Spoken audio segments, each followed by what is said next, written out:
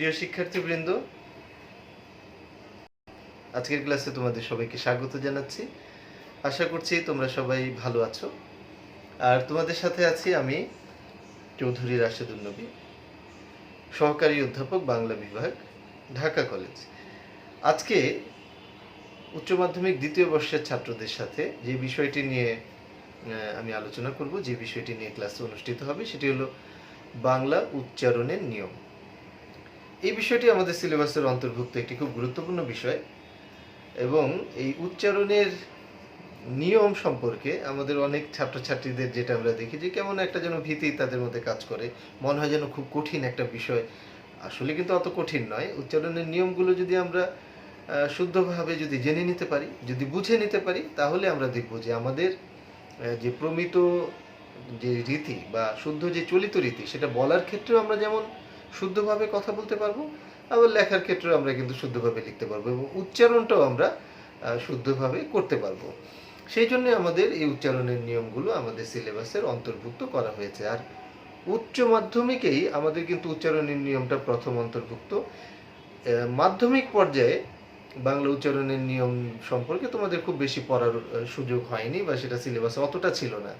যেহেতু উচ্চ মাধ্যমিক পর্যায়ে তুমি এটা ব্যাপকভাবে পড়ছো, সেই জন্যই তোমার কাছে একটু নতুন লাগে অনেকের কাছে এবং তখন একটু কঠিন কঠিন বলে মনে হয়। আসলে অতটা কঠিন কিছু নয়, বিষয়গুলো একটু বোঝার ব্যাপার রয়েছে। এখন প্রথমেই আমাদের একটা বিষয় একটু খেয়াল রাখতে হবে যে আমরা যে ভাষার কথা বলছি, সেই ভাষায় শুদ্ধ অশুদ্ধের যে উচ্চারণ সেটা কীরকম। আসলে আমাদের কিন্তু বিভিন্ন অঞ্চলে এক ধরনের আঞ্চলিক ভাষা প্রচলিত আছে। ভাষা বিজ্ঞানীরা যেটা বলেন যে প্রতি 15 থেকে 16 কিলোমিটার পরপরই ভাষার কিছুটা রূপগত পরিবর্তন ঘটে, উচ্চারণের কিছুটা পরিবর্তন ঘটে।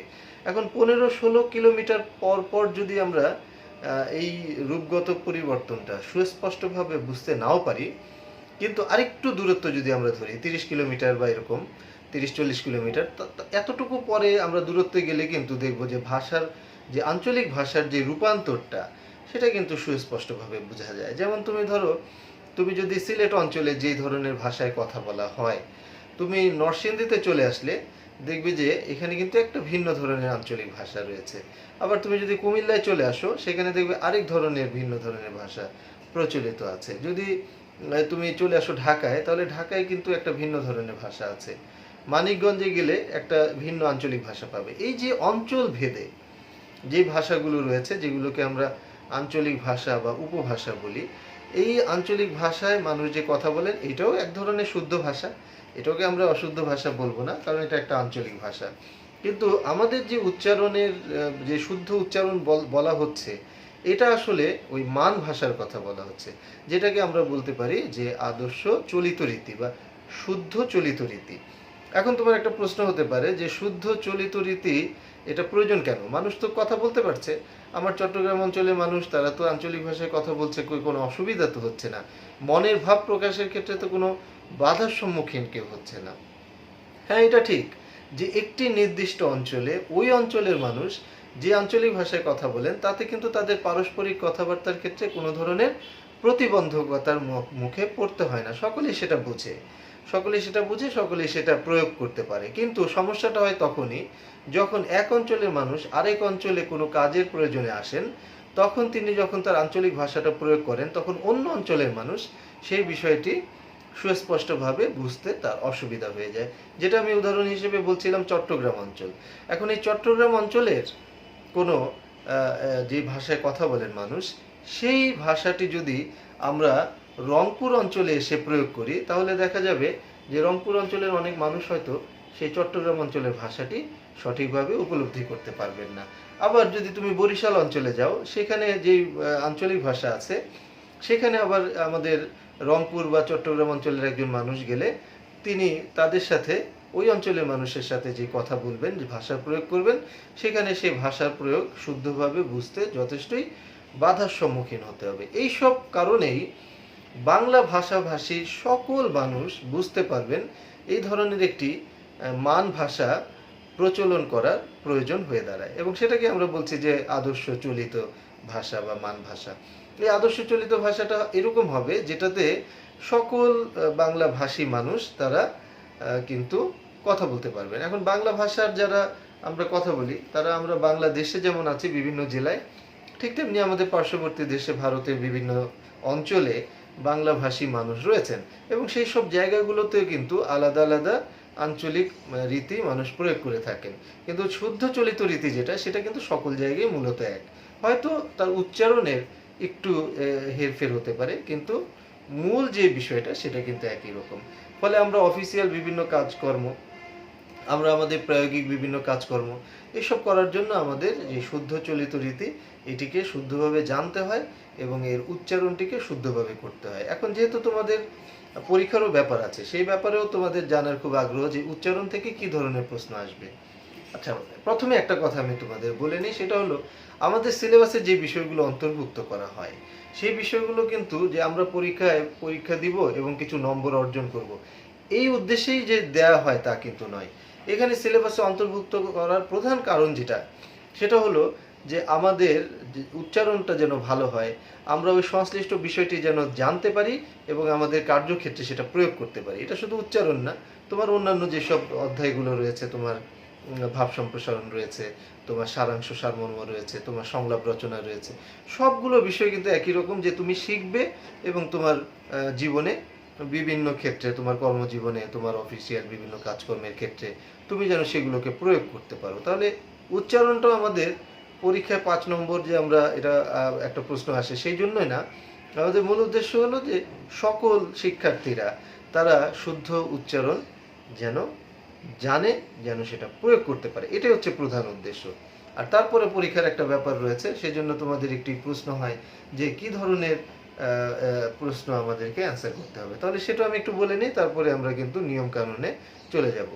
তোমাদের 2 ধরনের প্রশ্ন হয় উচ্চারণ থেকে। একটা হলো শব্দের উচ্চারণ নির্দেশ করো। কিছু শব্দ দেওয়া থাকবে, সেগুলোকে তোমার উচ্চারণ লিখে দিতে হবে।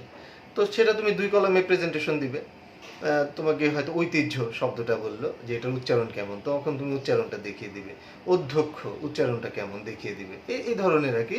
তোমাকে 7টি শব্দ দেওয়া থাকবে, আউট অফ 7 তোমাকে 5টি অ্যান্সার করতে হবে। এটা হলো একটা বিষয়। আর এর অথবা আরেকটি প্রশ্ন আমাদের থাকে, সেটা একটু বর্ণনামূলক থাকে। যেমন বলা হয় তোমার হয়তো বলা হলো যে স্বরে অধ্বনির উচ্চারণের 5টি নিয়ম লেখো, বা এ ধ্বনির উচ্চারণের 5টি নিয়ম লেখো। এই ধরনের কোনো একটি বর্ণনামূলক প্রশ্ন থাকে। তো যেটা স্বাচ্ছন্দ্য বোধ করবে সেটাই তুমি অ্যান্সার করতে পারবে। তবে শব্দভিত্তিক উচ্চারণ যে নির্দেশ করা, সেটা তোমাদের জন্য ভালো। যদি তুমি নম্বরের কথা বলো সেই জন্য ভালো। কি জন্য? ওইখানে 7টা দেওয়া থাকে, আউট অফ 7 তুমি 5টা লিখছো, 2টা তুমি ছেড়ে দিতে পারছো, এবং প্রতিটা হলেই তোমার 1 নম্বর করে পাচ্ছ। আর বর্ণনামূলকে অনেক সময় হয় তোমার বানান ভুল হতে পারে, বা লেখার যে শব্দ প্রয়োগগত একটু দুর্বলতা থাকতে পারে, বিভিন্ন সমস্যা অনেক ক্ষেত্রে দেখা যায়। তো যাই হোক, এটা ছিল তোমার পরীক্ষায় কিভাবে তুমি ফেস করবে সেই বিষয়টা, যেটা তোমাদের অনেক বেশি আগ্রহ থাকে। কিন্তু মূল যে প্রবণতা, এটা কিন্তু তোমাকে মনে রাখতে হবে। মূল বিষয়টা তোমার পরীক্ষায় 5 নম্বর পাওয়া নয়। মূল বিষয়টা হচ্ছে তুমি শুদ্ধ উচ্চারণে কথা বলতে পারছো কিনা। দেখো, একটা কথা মনে রাখো, যে বর্তমান সময়ে এটা কিন্তু সময়ের সাথে সাথে উচ্চারণ শুদ্ধ করে বলার যে প্রয়োজনীয়তা, সেটি মানুষ উপলব্ধি করতে পারছে। এবং এই উপলব্ধি করতে পারা এবং সেই চেষ্টা, সেটা কিন্তু দিন দিন বৃদ্ধি পাচ্ছে। আমরা অনেক কার্যক্ষেত্রে দেখব, যে মানুষটি শুদ্ধ করে উচ্চারণে কথা বলতে পারেন, তার কথাটি শুনতেও ভালো লাগে। বিশেষ করে কিছু কিছু চাকরিতে তো শুদ্ধ উচ্চারণের কোনো বিকল্পই নাই। যেমন যারা শিক্ষকতায় আছেন, যারা তোমার মোটিভেশনাল স্পিকার আছেন, যারা সাংবাদিক আছেন, যারা টেলিভিশনে বেতারে বিভিন্ন জায়গায় কাজ করেন, অর্থাৎ মানুষের সামনে কথা বলতে হয়, তো তাদের এই কথা যদি শুনতে ভালো লাগে, তখন কিন্তু সেটা শ্রোতাদের কাছে যেমন ভালো লাগবে একটা বিষয়, আবার তার যে প্রেজেন্টেশন যেটা, তার যে কথা বলা, তিনি কি বলতে চাচ্ছেন, সেটা বুঝতেও শ্রোতাদের কাছে সুবিধাজনক হবে। পাশাপাশি এইসব পেশাজীবী যারা, এর বাইরেও অন্য অন্য যে কোনো পেশার মানুষই হন না কেন, যদি তার উচ্চারণটা সুন্দর হয়, কথা বলাটা সুন্দর হয়, তাহলে এটা তার নিজের কাছেও যেমন একটা আত্মতৃপ্তির ব্যাপার, অন্যদের কাছেও তিনি কিন্তু সম্মানিত হন যে তার উচ্চারণ অনেক ভালো। সুতরাং আমরা, অর্থাৎ এই যে উচ্চ মাধ্যমিকের ছাত্রছাত্রীরা যারা তোমরা আছো, ছাত্রী এই জন্য বলছি, হয়তো আমাদের এই ক্লাসটা অন্য কলেজের ছেলেমেয়েরাও কেউ কেউ দেখবে। হ্যাঁ, সেটা দেখতেই পারো, কারণ আমরা এখন একটা করোনাকালীন অবস্থায় আছি। আমরা চাই যে সারা দেশের ছেলেমেয়েরাই এক কলেজের ক্লাস যদি অন্য কলেজের মানে ছেলেমেয়েরা দেখেও যদি উপকৃত হয়, তো সেটা অনেক ভালো। কারণ সকল ছাত্রছাত্রী তো আমাদেরই ছাত্রছাত্রী, তাই না? আমাদের বাংলাদেশের ছাত্রছাত্রী, ফলে যে কেউ সেটা দেখতে পারো, কোনো অসুবিধা নেই। কিন্তু মূল বিষয়টা হচ্ছে তোমাকে শিখতে হবে। তাহলে তোমার যে বিষয়টি তোমাদেরকে আমি দৃষ্টি আকর্ষণ করছি, তোমার মনে একটা প্রতিজ্ঞা থাকতে হবে যে আমি শুদ্ধ উচ্চারণ আমি শিখব, আমি শুদ্ধ উচ্চারণে কথা বলবো, এবং আমার যে শুদ্ধ চলিত রীতি, এটা আমি আমার কার্যক্ষেত্রে যেমন প্রয়োগ করব, এখন থেকে আমার কথা বলার মধ্যে অশুদ্ধ যে বিষয়গুলো আস্তে আস্তে আমি সেগুলোকে বিদায় করে দেব। এই প্রতিজ্ঞাটা কিন্তু তোমার মনের মধ্যে থাকতে হবে, এবং এই প্রতিজ্ঞা থেকে তুমি যদি চেষ্টা করে যাও, তাহলে তুমি উচ্চারণ শুদ্ধ করতে পারবে। এটা কিন্তু তোমার সারা জীবন তোমার কাছে ভালো লাগবে। তাহলে আজকের থেকে আমরা উচ্চারণের যে 2-3টা ক্লাস আমাদের লাগবে, আমরা এই উচ্চারণের বিষয়গুলো কিন্তু নিয়মগুলো এবার আলোচনা করা শুরু করি। পাশাপাশি তোমরা যেটা করবে, তোমাদের নিশ্চয়ই সাথে খাতা রয়েছে, তোমরা খাতায় একটু গুরুত্বপূর্ণ বিষয়গুলো একটু তুলে নিবে, নোটগুলো একটু তুলে নিবে। তাহলে হবে কি, তোমাদের পরবর্তী সময়, অর্থাৎ পরবর্তী সময় যখন তুমি এটা পড়বে, তখন তোমার কাছে কিন্তু অনেকটা ভালো লাগবে। দেখো, এই যে উচ্চারণ আমরা কেন করি, বা উচ্চারণটা আমাদের শুদ্ধ করে বলার প্রয়োজনীয়তাটা কি, সেখানে আমি 3টি পয়েন্ট এখানে তোমাদের বলি। প্রথম পয়েন্ট, যেটা আমি বিশ্লেষণ করে বের করেছি যে কি কারণে আমরা শুদ্ধ উচ্চারণ দরকার হয়, সেটা হচ্ছে ভাষার অর্থবহতা, ভাষার অর্থবহতা এবং বোধগম্যতার জন্য শব্দের সঠিক উচ্চারণ অত্যন্ত প্রয়োজন। ভাষা যে আমরা প্রয়োগ করছি, এই ভাষাটি অর্থব্যঞ্জক হলো কিনা, এবং যার কাছে আমরা আমার কথাটা বলছি তার কাছে বোধগম্য হলো কিনা, এই দুইটা বিষয় কিন্তু খুব গুরুত্বপূর্ণ, এবং এই জন্যই আমাদের শুদ্ধ উচ্চারণ অত্যন্ত প্রয়োজনীয় হয়। আর দ্বিতীয় পয়েন্ট হলো, শুদ্ধ উচ্চারণ বক্তার মনোভাব সঠিকভাবে প্রকাশ করতে পারে। আমরা যদি শুদ্ধভাবে কথা বলি, তাহলে আমি যা বলতে চাচ্ছি আর যিনি শুনছেন তিনি কিন্তু আমার মনের কথাটি সহজভাবে বুঝতে পারবেন, এবং আমি কি বলতে চাচ্ছি সেটা উপলব্ধি করতে পারবেন। আর 3 নম্বর যে বিষয়টি, শুদ্ধ উচ্চারণের ফলে শব্দের অর্থের বিভ্রান্তি বা বিকৃতি ঘটার সম্ভাবনা দূর হয়ে যায়। যখন আমি শুদ্ধ উচ্চারণে কথা বলবো, তখন কিন্তু শব্দের যে অর্থগত যে বিভ্রান্তি বা বিকৃতি, এগুলো ঘটবে না। তাহলে মূল কিন্তু 3টি কথা আমি বললাম এখানে। এই মূল 3টি কথার মধ্যে সব কথা বলা হয়ে যায়। কি কি আমি আবারও তোমাদের বলি, যে অর্থবহতা এবং বোধগম্যতা, এটার জন্য আমাদের সঠিক উচ্চারণ দরকার। 2 নম্বরে আমি বলেছি শুদ্ধ উচ্চারণ বক্তার মনোভাব সঠিকভাবে প্রকাশ করতে পারে। আর তৃতীয় একটি পয়েন্ট বলেছি, শুদ্ধ উচ্চারণের ফলে শব্দের অর্থের বিভ্রান্তি বা বিকৃতি ঘটার সম্ভাবনা দূর হয়। এখন আমরা চলে আসি নিয়মের মধ্যে। বেশ কিছু নিয়ম আছে, আমাদের গুরুত্বপূর্ণ নিয়মগুলো আমরা আলোচনা করব। প্রথমে আমরা আলোচনা শুরু করব স্বরধ্বনির উচ্চারণ। দেখো, আমাদের কিন্তু উচ্চারণের বেলায় যে বিষয়টি খুব গুরুত্বপূর্ণ, সেটা হলো ধ্বনি। এখন ধ্বনি কাকে বলে, এটা তো তোমরা সকলে মানে মাধ্যমিক পর্যায়ে পড়েছো। ধ্বনি হচ্ছে বাকযন্ত্রের সাহায্যে উচ্চারিত আওয়াজ। বাকযন্ত্রের সাহায্যে যে আওয়াজ আমরা করি, সেটাই ধ্বনি। এখন ধ্বনির সাথে আবার শব্দের সাথে একটু পার্থক্য আছে। ধ্বনির সাথে শব্দের সাথে কি পার্থক্য? ধ্বনি হলো, আবার খেয়াল করো, ধ্বনি হচ্ছে বাকযন্ত্রের সাহায্যে উচ্চারিত আওয়াজ, আর শব্দ হচ্ছে অর্থবোধক ধ্বনি বা ধ্বনির সমষ্টি। তাহলে যে কোনো আওয়াজই যখন তুমি বাকযন্ত্রের সাহায্যে উচ্চারণ করবে, সেটাই কিন্তু ধ্বনি, কিন্তু সেটা শব্দ নয়। শব্দ হতে গেলে সেই ধ্বনির ভিতরে অর্থ থাকতে হবে। তার মানে এক কথায় বলতে পারো, অর্থযুক্ত ধ্বনি বা ধ্বনির সমষ্টি হচ্ছে শব্দ। এই ধ্বনি এবং বর্ণের মধ্যেও আবার কিন্তু পার্থক্য আছে। আমরা যখন উচ্চারণ করি একটা কিছু, তখন আমরা সেটাকে বলি ধ্বনি, আর যখন আমরা সেটা প্রতীকের মাধ্যমে লিখে দেখাই, তখন আমরা সেটাকে বলি বর্ণ। যেমন আমরা যদি একজনের নাম ধরে নিলাম, যেমন আমার নামে যদি আমি বলি রাশেদ, তাহলে রাশেদ কিন্তু বাংলাদেশেও আমাকে রাশেদ বলবে। আমি যদি ইংল্যান্ডে যাই, সেখানেও আমাকে কিন্তু সবাই আমার নামেই ডাকবে, রাশেদ নামেই ডাকবে। আমি যদি ভারতে যাই, একই নামে ডাকবে। কিন্তু লেখার ক্ষেত্রে বাংলায় আমাকে যেই বর্ণগুলো দিয়ে নামটা লিখবেন, আমার ভারতে গেলে কিন্তু হিন্দিতে সেই বর্ণগুলো ভিন্ন হবে, উচ্চারণটা একই হবে। তারা কিন্তু একই নামে আমাকে ডাকবেন, কিন্তু উচ্চারণটা ভিন্ন ভিন্ন এটা বর্ণটা ভিন্ন হবে, উচ্চারণটা একই হবে। আবার যদি ইংরেজিতে, আমেরিকায় যখন আমি যাচ্ছি তখন কিন্তু তারা কি করছেন, ইংরেজিতে নামটা লিখছেন, সেই বর্ণগুলো আবার আলাদা, কিন্তু তাদেরও উচ্চারণটা একই, তাই না? নামটা তো আর পরিবর্তন হবে না। তাহলে বর্ণ আসলে ধ্বনি প্রকাশক, সাংকেতিক, চিহ্ন বা প্রতীক। এখন বিশ্বের বিভিন্ন ভাষায় ভাষাবিজ্ঞানীরা বা ভাষাবিদরা বিভিন্ন ধরনের বর্ণ তারা তৈরি করেছেন, এবং এক এক ভাষার বর্ণগুলো আলাদা আলাদা, তারা সেভাবে সেগুলোকে লিখেছেন, সেভাবে তারা অভ্যস্ত হয়েছেন। তো আমরা বাংলা ভাষাভাষী মানুষ, আমাদের বর্ণমালাটাও কিন্তু আলাদা, যেটা অন্য ভাষার সাথে আমরা দেখব যে বৈসাদৃশ্য রয়েছে। এখন আমাদের বাংলা বর্ণমালায় আমরা জানি দুই ধরনের বর্ণ আছে, একটা হচ্ছে স্বরবর্ণ আর একটা হচ্ছে ব্যঞ্জন বর্ণ। আর উচ্চারণের দিকে যেহেতু আমরা আছি, আমাদের উচ্চারণ সম্পর্কিত আলোচনা, সেটা হলো ধ্বনি। তা ধ্বনি আর বর্ণের মধ্যে কিন্তু পার্থক্যটা পরিষ্কার থাকতে হবে আমাদের সকলের। ধ্বনি হচ্ছে উচ্চারিত আওয়াজ, আর বর্ণ হচ্ছে সেই ধ্বনি প্রকাশক চিহ্ন। ফলে একই ধ্বনি আমরা বিভিন্ন দেশে বিভিন্ন বর্ণের মাধ্যমে প্রকাশ করি। এখন আমাদের যে ধ্বনি রয়েছে, সেই ধ্বনি কিন্তু আবার দুই ধরনের আছে। একটি হচ্ছে স্বরধ্বনি আর একটি হচ্ছে ব্যঞ্জন ধ্বনি। এটা আমরা সকলে জানি, কারণ এগুলো তুমি স্কুল লেভেলে পড়েছো। এখন এই স্বরধ্বনি আর ব্যঞ্জন ধ্বনি, এই জায়গাটায় তোমাকে পরিষ্কার ধারণা থাকতে হবে। যে তোমার যদি ধারণাটা অপরিষ্কার থাকে তাহলে তোমার বুঝতে অসুবিধা হয়ে যাবে।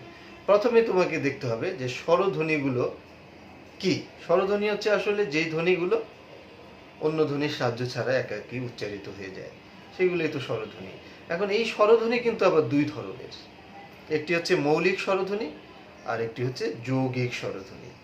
তো মৌলিক স্বরধ্বনি তোমাদের জানা আছে নিশ্চয়ই, যে মৌলিক স্বরধ্বনি হচ্ছে আমাদের সেই স্বরধ্বনিগুলো, যেই স্বরধ্বনিগুলোকে ভাঙলে বা বিশ্লেষণ করলে অন্য কোনো কিছু পাওয়া যায় না, একটা একক পাওয়া যায়। মৌলিক স্বরধ্বনিগুলো হচ্ছে মানে স্বরধ্বনির একটি একক, ওদেরকে আর ভাঙ্গা বা বিশ্লেষণ করা যায় না, এই জন্যই তারা মৌলিক স্বরধ্বনি।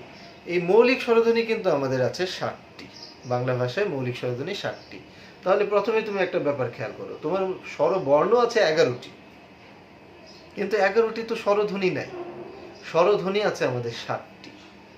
তাহলে এই জায়গাটা তোমাকে প্রথম পরিষ্কার হতে হবে যে আমাদের 11টি বর্ণ রয়েছে কিন্তু স্বরধ্বনি 60টি রয়েছে। কোন 60টি স্বরধ্বনি বা মৌলিক স্বরধ্বনি আমাদের আছে সেটা আমরা দেখব। এটা হলো নাম্বার 1। আর নাম্বার 2 হলো যৌগিক স্বরধ্বনি। তো এই যৌগিক স্বরধ্বনিটা আবার কি, তাই না? যৌগিক স্বরধ্বনি কিন্তু আমাদের যখন একাধিক স্বরধ্বনি একসাথে পাশাপাশি বসে এবং একসাথে উচ্চারিত হয়, দ্রুততার সাথে উচ্চারিত হয়, তখন যৌগিক স্বরধ্বনি গঠিত হয়। এরকম যৌগিক স্বরধ্বনি আমাদের বাংলা ভাষার মধ্যে রয়েছে 25টি। দেখো, স্বরবর্ণ আছে কোথায় 11টি, আর সেখানে আমাদের মৌলিক স্বরধ্বনি আছে 60টি। আবার মৌলিক স্বরধ্বনিগুলো দুইটা স্বরধ্বনি পাশাপাশি বসে যখন একসাথে হয়ে যায় তখন আবার যৌগিক স্বরধ্বনি গঠিত হয়। এরকম স্বরধ্বনি আছে 25টি। তাহলে চলো আমরা এই দুইটা বিষয় আজকে শুরুতেই দেখি, খুব গুরুত্বপূর্ণ বিষয়।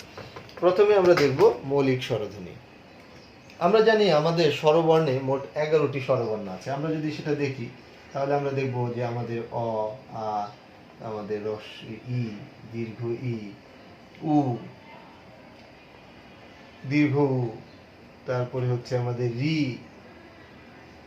আমাদের আছে এ, ওই, ও, আর হচ্ছে ও। এখন আমরা প্রয়োজনে আমি এই ফোঁটাগুলো উঠিয়ে দিই, তাহলে দেখতে আর বরং দরকার নেই ফোঁটা। তাহলে দেখো আমাদের এই মোট 11টি আমাদের স্বরবর্ণ রয়েছে। 1 2 3 4 5 6 7 8 9 10 11। 11টি স্বরবর্ণ রয়েছে, কিন্তু এই 11টি স্বরবর্ণের মধ্যে আমাদের মৌলিক স্বরধ্বনি অর্থাৎ উচ্চারণ যাদের আছে, মৌলিক উচ্চারণ, সেরকম ধ্বনি রয়েছে কিন্তু আমাদের 60টি। এখন তাহলে কোনগুলো আমাদের উচ্চারণ রয়েছে আর কোনগুলো উচ্চারণ নাই? তাহলে মৌলিক স্বরধ্বনি হচ্ছে আমাদের এই যে অ, যেটা এটা মৌলিক স্বরধ্বনি, আ মৌলিক স্বরধ্বনি, ই মৌলিক স্বরধ্বনি। দীর্ঘ ই কিন্তু মৌলিক স্বরধ্বনি নয়। দীর্ঘ ইটা হচ্ছে আমাদের এই এরই একটি দীর্ঘ উচ্চারণ, ফলে এটা কিন্তু আমাদের স্বরধ্বনির মধ্যে নাই। তারপরে আমাদের উ, এটা মৌলিক স্বরধ্বনি। দীর্ঘ উ যেটা, এটা কিন্তু আবার মৌলিক স্বরধ্বনির মধ্যে নাই। এটা হচ্ছে আমাদের উ এরই একটি আমাদের সামান্য একটু দীর্ঘতম উচ্চারণ। আমাদের হচ্ছে রি, এই রি কিন্তু মৌলিক স্বরধ্বনির মধ্যে নেই, কারণ রি উচ্চারণ করার জন্য আমরা রয় রস্যি এইভাবে আমরা উচ্চারণ করি, রয়ের সাথে একটা রস্যই দিয়ে উচ্চারণ করি, ফলে সেটা আমাদের মৌলিক স্বরধ্বনি নয়। তাহলে আমরা তিনটা পেয়ে গেলাম এখানে। এ আমাদের মৌলিক স্বরধ্বনি, ওই কিন্তু আমাদের মৌলিক স্বরধ্বনি নয়, কারণ ওই হচ্ছে দুইটি স্বরবর্ণের একটা যুক্ত উচ্চারণ, ও এবং রস্যই দিলে ওই উচ্চারণ হয়, আমরা পরে সেটা দেখব। আর ও আমাদের মৌলিক স্বরধ্বনি, ও কিন্তু আবার মৌলিক স্বরধ্বনি নয়, ও হচ্ছে ওইরকম ওইয়েরই মতো দুইটি স্বরধ্বনির যুক্ত উচ্চারণ। এটা হচ্ছে স্বরে ও রস্যই দিলে ওই হয়, আর ও হয় হচ্ছে তোমার, না এটা হচ্ছে ও রস্যই দিলে ওই হয়, আর ও হয় হচ্ছে ও রস্য উ, এটা দিলে ও হয়, যেটা আমরা পরে দেখব। এখন আমরা দেখছি কি, আসলে আমরা দেখছি যে মৌলিক স্বরধ্বনি আমাদের কোনগুলো আছে, অর্থাৎ উচ্চারণ কোনগুলো আছে। আমরা দেখলাম যে 1 2 3 4 5 6, ছয়টা আমরা পেয়েছি বর্ণমালার মধ্যে, কিন্তু আমরা বলছি 60টি মৌলিক স্বরধ্বনি, আবার পাচ্ছি 6টি। আর বাকি যে 4টি দেখো, দীর্ঘ ই, এটা কিন্তু রস্যইরই একটু দীর্ঘ উচ্চারণ, দীর্ঘ উ, এটা কিন্তু রস্য এরই একটি দীর্ঘ উচ্চারণ, রি এটা রয় রস্যি দিয়ে উচ্চারিত হয়, ওই এটা হচ্ছে দুইটি স্বরবর্ণ যুক্ত হয়ে উচ্চারিত হয়, ও প্লাস রস্যই, ও এটিও কিন্তু দুইটি স্বরধ্বনি দিয়ে উচ্চারণ হয়, ও প্লাস রস্য উ। তাহলে এই 5টি ধ্বনির উচ্চারণ নাই, কিন্তু এখানে বর্ণমালার মধ্যে আমরা পাচ্ছি 6টি।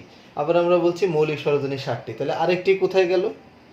আরেকটি মৌলিক স্বরধ্বনি আছে যেটি কিন্তু আমাদের বর্ণমালার মধ্যে নেই, কিন্তু উচ্চারণের মধ্যে আছে। সেটি কোনটি? সেটি হচ্ছে, তোমরা জানো নিশ্চয়ই, এটি হচ্ছে এটা এ।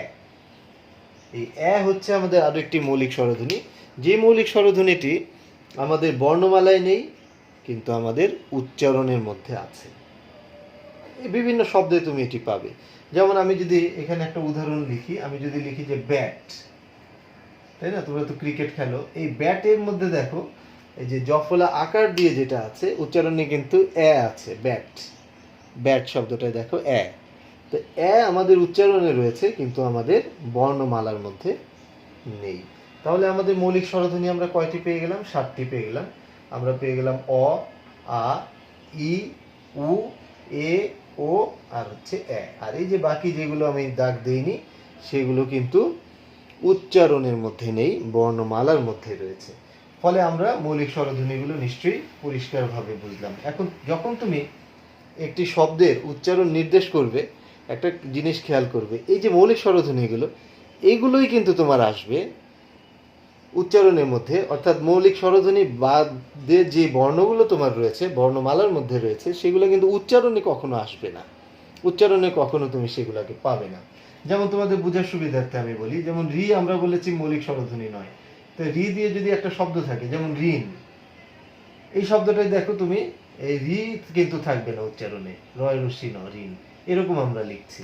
তাহলে এই মৌলিক যেই স্বরধ্বনিগুলো, সেগুলো উচ্চারণে থাকে, মৌলিক স্বরধ্বনি ছাড়া অন্য স্বরধ্বনি কিন্তু উচ্চারণে আসে না।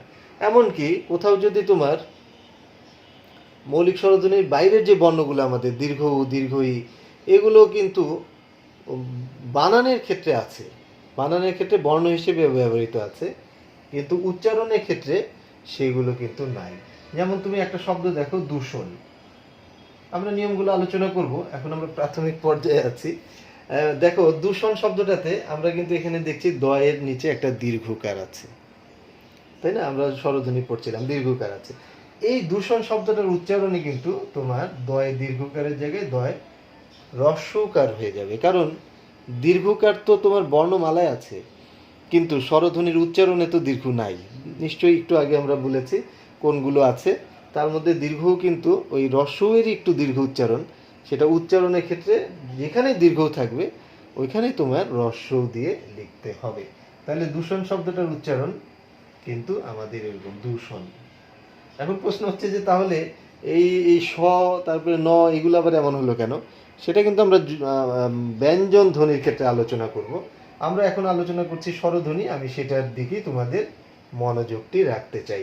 তাহলে এখানে আমরা দেখলাম যে যেই স্বরধ্বনিগুলো উচ্চারণ আছে, মৌলিক স্বরধ্বনি, উচ্চারণের ক্ষেত্রে সেগুলি আমরা লিখতে পারবো, কিন্তু যেগুলোর উচ্চারণ নাই সেগুলো কিন্তু আমরা উচ্চারণের ক্ষেত্রে পরিবর্তিত হয়ে যায়। হ্যাঁ, এইসব কারণে অনেক ক্ষেত্রে অনেকেরই বিভ্রান্তি হয়, কিন্তু বিভ্রান্ত হওয়ার কোনো সুযোগ নেই। আমরা প্রথমে খুব সহজে শিখে নিলাম যে আমাদের বর্ণমালার মধ্যে যে আমাদের বর্ণ রয়েছে, আসলে স্বরবর্ণ রয়েছে 11টি, কিন্তু তার মধ্যে আমাদের মৌলিক স্বরধ্বনি রয়েছে 7টি। এটা আমরা তো খুব পরিষ্কারভাবে শিখে নিলাম। যার 6টি হচ্ছে আমাদের স্বরবর্ণের ভিতরে রয়েছে, আর একটি হলো আমাদের স্বরবর্ণের বাইরে থেকে রয়েছে। এই হলো আমাদের মৌলিক স্বরধ্বনির হিসাব। এখন আমরা আসি যৌগিক স্বরধ্বনি। যৌগিক স্বরধ্বনি কাকে বলে সেটা কিন্তু আমি একটু আগে বলেছি, যে যৌগিক স্বরধ্বনি হলো দুইটি স্বরধ্বনি যখন পাশাপাশি বসে এবং একত্রে উচ্চারিত হয়, তখন আমরা তাদেরকে বলি যৌগিক স্বরধ্বনি। আমরা যদি আমাদের বাংলা ভাষার যে বিভিন্ন শব্দ, এই শব্দগুলোকে যদি বিশ্লেষণ করি, তাহলে তুমি দেখবে যে শব্দ বিশ্লেষণের ক্ষেত্রে আমাদের বেশিরভাগ শব্দগুলো, প্রায় শব্দগুলো কিভাবে গঠিত হয়েছে। আমাদের শব্দগুলো গঠিত হয়েছে প্রথমে একটি ব্যঞ্জন বর্ণ, তারপরে স্বরবর্ণ, তারপরে ব্যঞ্জন বর্ণ, তারপরে স্বরবর্ণ, মানে একটা স্বর একটা ব্যঞ্জন, একটা স্বর একটা ব্যঞ্জন, এইভাবেই কিন্তু যায়। তুমি যে কোনো শব্দ দেখো যে কি চমৎকার গঠন, মানে পরপর কিন্তু দুইটি স্বর খুব কম ক্ষেত্রে পাওয়া যায়, দুইটি স্বরবর্ণ তুমি কম ক্ষেত্রেই পাবে কি একটি ব্যঞ্জন একটি স্বর, একটি ব্যঞ্জন একটি স্বর, কারণ ব্যঞ্জন বর্ণগুলো তো স্বরবর্ণকে নিয়ে উচ্চারিত হয়। এই জন্য আমরা এইভাবে পাই। কখনো কখনো স্বরগুলো পূর্ণ স্বর হিসেবে বসে, সেভাবে তুমি পাবে। আবার হ্যাঁ, এটাও আছে যে কখনো কখনো দুইটি ব্যঞ্জন বা তিনটি ব্যঞ্জনও একসাথে আছে, সেটাকে আমরা বলি যুক্ত ব্যঞ্জন। ওই যুক্ত ব্যঞ্জনের সাথেও কিন্তু একটি স্বরবর্ণ বসে, কিন্তু সাধারণত শব্দগুলো কি হয়, একটি স্বরের সাথে একটি ব্যঞ্জন, এইভাবে কিন্তু শব্দগুলো আমাদের ব্যবহৃত হয়। যেমন ধরো, আমি যদি একটি শব্দ তোমাদের চিন্তা করি, যেমন ধরো মিজান, একটি শব্দ আমার এখন মনে হচ্ছে মিজান। তো মিজান শব্দটা তুমি দেখো কিভাবে গঠিত হয়েছে, বা অন্য যে কোনো শব্দ, যেমন আমার নামটাই যদি আমি বলি রাশেদ, তা রাশেদ কিভাবে গঠিত হয়েছে দেখো। এই যে শব্দটা, এখানে কিন্তু প্রথমে রয়েছে র, তারপরে আছে স্বরে আ, তারপরে আছে স, তারপরে আছে এ, এই যে এ কিন্তু আছে স্বরের সাথে, তারপরে আছে দ, এবং দ এর সাথে স্বরে অ, যেটার উচ্চারণ নাই। তাহলে আমরা দেখি এই যে একটি ব্যঞ্জনের পরে আমার কি হলো, একটি স্বরবর্ণ, আবার একটি ব্যঞ্জনের পরে একটি স্বরবর্ণ, আবার একটি ব্যঞ্জনের পরে একটি স্বরবর্ণ। এইভাবেই কিন্তু আমাদের বাংলা ভাষার শব্দগুলো গঠিত হয়েছে। যে কোনো শব্দই তুমি বলো। আমি যেমন আরেকটা শব্দ একটু আগে বললাম মিজান, তাহলে মিজান যদি আমি লিখি কিভাবে গঠিত হয়েছে মিজান, তাহলে দেখো প্রথমে রয়েছে ম, ময়ের পরে রয়েছে হ্রস্ব ই, ময়ের পরে রয়েছে ই, তারপরে তোমার আসবে বর্গীয় জ, যেটা জয়ের পরে আছে স্বরে আ, তারপরে আছে ন, এবং সবশেষে অনুচ্চারিত অ। তাহলে তোমার দেখো একটি ব্যঞ্জনের পরে একটি স্বর, ব্যঞ্জনের পরে স্বর, ব্যঞ্জনের পরে স্বর।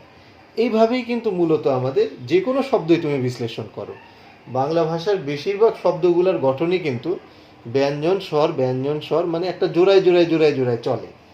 তুমি দুইটা ব্যঞ্জন বা দুইটা স্বর এভাবে খুব কমই পাওয়া যাবে।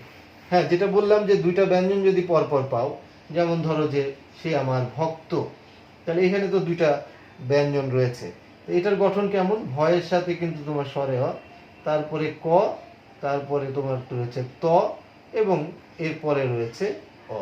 তাহলে দেখা যাচ্ছে এখানে ভ এবং একটা স্বরবর্ণ, আর এখানে তোমার এই যে কয় তো যুক্ত বর্ণ এসেছে, এই যুক্ত বর্ণের জন্য একটা স্বরবর্ণ। তাহলে এটা আমরা বলি যুক্ত বর্ণ। এইভাবে ব্যঞ্জন বর্ণের মধ্যে দুইটি ব্যঞ্জন বা তিনটি ব্যঞ্জন বা চারটি ব্যঞ্জন মিলেও কিন্তু যুক্ত ব্যঞ্জন হতে পারে। এখন আমরা তো আছি স্বরধ্বনিতে, কিন্তু বুঝার প্রাসঙ্গিকতায় আমরা এই আলোচনাগুলো করছি। তো স্বরধ্বনি আমরা দেখছি সাধারণত ব্যঞ্জন ধ্বনিতে যেরকম যুক্ত ব্যঞ্জন দেখা যায়, স্বরধ্বনিতে কিন্তু সেই রকম যুক্ত স্বর ওইভাবে দেখা যায় না। যখন এই যে স্বর যুক্ত হয়, তখনই কিন্তু সেটাকে আমরা বলি দ্বিস্বর বা তোমার এই যৌগিক স্বর, এবং সেটা কিন্তু দুইটার বেশি স্বর কখনোই তুমি পাবে না। ব্যঞ্জন বর্ণে যেমন তুমি যদি এই যে স্বাতন্ত্র একটা শব্দ বলো, তাহলে স্বাতন্ত্র এই শব্দটা দেখো স্বাতন্ত্র, এইখানে কিন্তু দেখো এই যুক্ত ব্যঞ্জনটা দেখো নয় তয় জফলা, মানে তিনটা ব্যঞ্জন এখানে আছে, এটার ভিতরে তিনটা ব্যঞ্জন আছে, চারটা ব্যঞ্জন আছে, ন ত, আবার এই যে রফলা আছে, রফলা, তারপরে আছে তোমার জফলা। তাহলে কিন্তু চার ব্যঞ্জন একসাথে যুক্ত হলো এটার ভিতরে। স্বরবর্ণে এরকম ভাবে চারটি স্বর তিনটি স্বর আমরা দেখব না।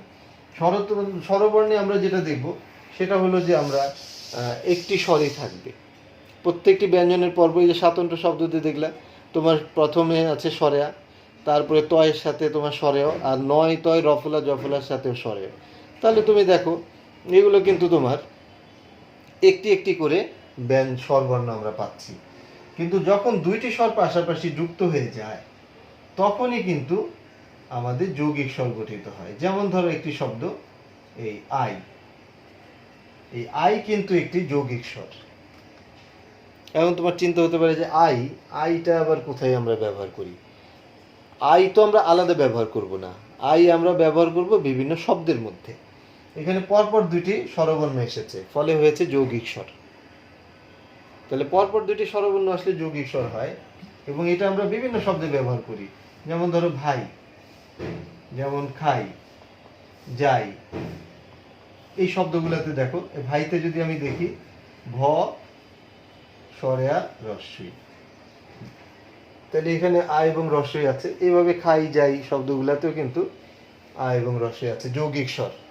তারপরে তুমি যদি বলো যে দিই, আমি তাকে অনেক পরামর্শ দিই, এখানে কিন্তু আমরা যৌগিক স্বরটাই লিখছি। তাহলে দুইটা রস্বই, এটাও কিন্তু একটি যৌগিক স্বর, যেটা তোমার এই যে দি, তারপরে নি, এসব শব্দে রয়েছে। আমি যদি দেখি এখানে দিতে কি আছে, দ, তারপরে আছে রস্বই, তারপরে আছে রস্বই। তাহলে পরপর দুইটা রস্বই হলো, পরপর দুইটা রস্বই হলে তো তোমার যৌগিক স্বরধ্বনি হয়েছে। এভাবে পরপর কিন্তু দুইটা স্বরবর্ণ যদি, স্বরধ্বনি যদি আসে, তাহলে কিন্তু সেটা আমরা বলছি যে যৌগিক স্বরধ্বনি। এরকমভাবে 25টি আছে। যেমন সরেয়া ও যদি তুমি দাও তাহলে হয় কি আও, আও দিয়ে যেমন হয় খাও, যাও, নাও, পালাও, দৌড়াও, বিভিন্ন রকম শব্দ হয়। সেখানে কিন্তু তোমার এই যে সরেয়া এবং ও কিন্তু রয়েছে পরপর। তাহলে যৌগিক স্বরধ্বনি তুমি খেয়াল করো, যৌগিক স্বরধ্বনি হচ্ছে এমন স্বরধ্বনি যখন দুইটা স্বরধ্বনি কি হবে, পাশাপাশি বসবে এবং একত্রে উচ্চারিত হবে, তখন হবে সেটা যৌগিক স্বরধ্বনি। তাহলে এই যে আমরা উচ্চারণের ক্ষেত্রে যখন আমরা উচ্চারণ নির্দেশ করি, তখন কিন্তু আমাদের বর্ণ দিয়ে কিন্তু উচ্চারণ দেখা যায় না। বর্ণ দিয়ে হলো আমরা বানান করি শব্দের, আর উচ্চারণটা আমরা নির্দেশ করি হলো আমরা ধ্বনি দিয়ে। তো স্বরধ্বনির ক্ষেত্রে আমাদের মৌলিক স্বরধ্বনি এবং যৌগিক স্বরধ্বনি, এই ধ্বনিগুলো দিয়ে উচ্চারণ করতে হবে।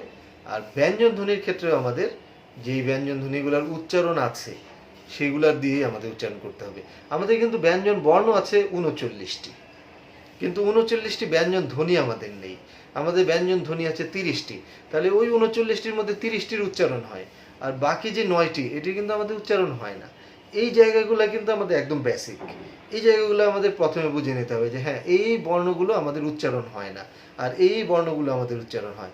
আমরা কিন্তু আজকে স্বরধ্বনি নিয়ে আছি, স্বরধ্বনিকে আলোচনা করছি, ব্যঞ্জন ধ্বনিকে আমরা পরে আসবো। তাহলে স্বরধ্বনি কিন্তু আমি আশা করি আমরা পরিষ্কার হয়েছে আজকের আলোচনায়। স্বরধ্বনি আমাদের দুই ধরনের, একটি হচ্ছে মৌলিক স্বরধ্বনি আর একটি হচ্ছে যৌগিক স্বরধ্বনি। তো মৌলিক স্বরধ্বনি আমাদের কয়টি? মৌলিক স্বরধ্বনি হচ্ছে আমাদের 60টি। মৌলিক স্বরধ্বনি কি? মৌলিক স্বরধ্বনি হচ্ছে যে স্বরধ্বনিগুলো আর কোনো বিশ্লেষণ করা যায় না, যেগুলো একক উচ্চারণ করে, সেগুলো হচ্ছে মৌলিক স্বরধ্বনি। এবং মৌলিক স্বরধ্বনি আমাদের 60টি কি কি সেটা আমরা দেখেছি। বর্ণমালায় আমাদের 11টি বর্ণ আছে, তার মধ্যে আমাদের 5টি বর্ণের উচ্চারণ নাই, যেগুলো মূলত আমাদের অন্য অন্য বর্ণের একটা প্রাসঙ্গিকতায় উচ্চারিত হয়েছে। আর আমাদের একটি বর্ণ আছে যেটি মৌলিক স্বরধ্বনি, একটি ধ্বনি আছে মৌলিক স্বরধ্বনি যেটি বর্ণমালায় নেই, বাইরে থেকে আমাদের উচ্চারণের মধ্যে আছে, যেটা এ, সেটা আমরা দেখেছি। আর আমাদের যৌগিক স্বরধ্বনি আমরা দেখলাম। সেই যৌগিক স্বরধ্বনি কি? যখন দুইটা স্বরধ্বনি পাশাপাশি বসে একত্রে উচ্চারিত হয়, তখন আমরা তাকে বলি যৌগিক স্বরধ্বনি। এবং এই যৌগিক স্বরধ্বনি আমাদের আছে 25টি। সেই যৌগিক স্বরধ্বনির কিছু উদাহরণ আমরা কিন্তু দেখে নিলাম। আশা করি আজকের যে ক্লাস তোমরা এটা ঠিকভাবে বুঝতে পেরেছো এবং তোমাদের কোনো অসুবিধা হয় নাই। যদি কোনো ধরনের প্রশ্ন থাকে তাহলে সেটা তোমরা কমেন্ট বক্সে লিখে দিবে, সেই প্রশ্ন আমি নিশ্চয়ই দেখব এবং সেগুলো আমি তোমাদেরকে অ্যান্সার করার চেষ্টা করব। তাহলে আজকে আমরা মৌলিক স্বরধ্বনি আলোচনা করলাম। আগামী দিন আমরা এই স্বরধ্বনির যে বিভিন্ন নিয়ম কানুন রয়েছে সেগুলো নিয়ে আমরা আলোচনা করা শুরু করব। কারণ প্রত্যেকটি যে আমাদের স্বরধ্বনি রয়েছে, আমরা প্রত্যেকটি ধ্বনি আলাদা আলাদাভাবে দেখব। যেগুলো মৌলিক স্বরধ্বনি সেগুলোও দেখব, যেগুলো মৌলিক স্বরধ্বনি নয় কিন্তু বর্ণমালায় আছে বর্ণ হিসেবে, তাদের উচ্চারণগুলো কোন ধ্বনি দিয়ে আসে সেগুলো আমরা কিন্তু দেখব। যেমন এই যে তোমার ওই, তারপরে ও, তারপরে রি, এগুলোর তো উচ্চারণ নাই, মানে ধ্বনি হিসেবে উচ্চারণ নাই, এরা অন্য বর্ণ দিয়ে উচ্চারিত হয়। কোন বর্ণ দিয়ে উচ্চারিত হয়, কিভাবে উচ্চারিত হয় সেটা কিন্তু আমরা আগামী ক্লাসে দেখব। তাহলে শব্দের উচ্চারণটা কীরকম একটা উদাহরণ তোমাদের দিয়ে হয়তো তুমি আরেকটু পরিষ্কার হবে যে আমরা পরীক্ষার হলে আমাদের কিভাবে শব্দগুলো থাকবে এবং কিভাবে আমরা লিখব। তোমাদের ধরো একটা শব্দ দিল ঐতিহ্য, তুমি এরকম দুইটা কলামে এটা প্রেজেন্ট করবে। দুইটা কলামে এখানে তুমি দিবে প্রদত্ত শব্দ আর এই পাশে দিবে হচ্ছে তুমি উচ্চারণ। তোমার এখানে 60টি শব্দ দেওয়া আছে, তার মধ্যে ধরো একটি শব্দ আমি তোমাকে উদাহরণ হিসেবে বুঝিয়ে দিচ্ছি, যেমন ঐতিহ্য শব্দটি আছে, এরকম আরো তোমার আছে। টোটাল 60টি শব্দ দেওয়া থাকবে, আউট অফ 7 তুমি 5টি অ্যান্সার করবে। এখন আমরা প্রদত্ত শব্দ হচ্ছে আমাদের ঐতিহ্য, আমরা এটা ঐতিহ্যকে এখানে লিখব। আর শব্দটির উচ্চারণ আমরা দেখাবো ডান পাশের কলামে। তাহলে এটার উচ্চারণ হচ্ছে ওই তিজ ঝো, ওই তিজ ঝো, এইটা হচ্ছে উচ্চারণ। দেখো বানানটা একটু কিরকম, তাই না? বানানটা তো আমরা সবাই পারি, কিন্তু উচ্চারণটা একটু অন্যরকম লাগছে না? এই শব্দগুলোই মানে এই বর্ণগুলোই কোন বর্ণগুলোর উচ্চারণটা কি হয় সেটাই কিন্তু আমাদের নিয়মগুলো জানাটাই হচ্ছে এই উচ্চারণের যে তত্ত্ব বা উচ্চারণের নিয়ম কানুন, এই বিষয়গুলো জানাটাই আমাদের মূল ব্যাপার। তো আমরা আজকে মৌলিক স্বরধ্বনি এবং যৌগিক স্বরধ্বনি দেখলাম, আর আগামী ক্লাস থেকে আমরা শুরু করব হচ্ছে এই বর্ণ ধরে ধরে উচ্চারণ। এখানে যেমন কতগুলো বর্ণ দেখো, বর্ণগুলো ভেঙে কেমন কেমন হলো, এইগুলো আমরা শুরু করব আগামী ক্লাস থেকে। তো আগামী ক্লাস দেখার আমন্ত্রণ জানিয়ে আজকের ক্লাসটি এখানে শেষ করছি। সবাই ভালো থাকো, সুস্থ থাকো, সুন্দর থাকো। আল্লাহ হাফিজ।